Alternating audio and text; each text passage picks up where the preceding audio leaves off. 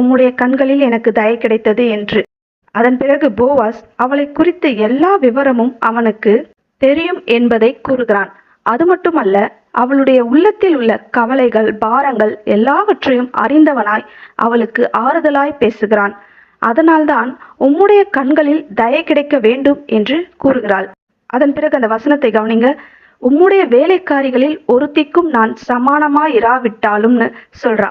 நான் உம்முடைய வேலைக்காரிகளில் ஒருத்தி கிடையாது, அவர்களுக்கு சமமாக நான் இல்லை. உம்மிடத்தில் வேலை செய்பவர்களை காட்டிலும் நான் மிகவும் சிறுமையானவள், சிறுமைப்படுத்தப்பட்டவள். நான் ஒரு பரதேசி, அதாவது அந்நிய தேசத்து பெண். என்னை விசாரிக்க வேண்டும் என்று உங்களுக்கு எந்த அவசியமும் இல்லை. ஆனாலும் நீர் என்னை விசாரித்து என் மனதுக்கு ஆறுதலாய் பேசினீரே என்று கூறுகிறாள்.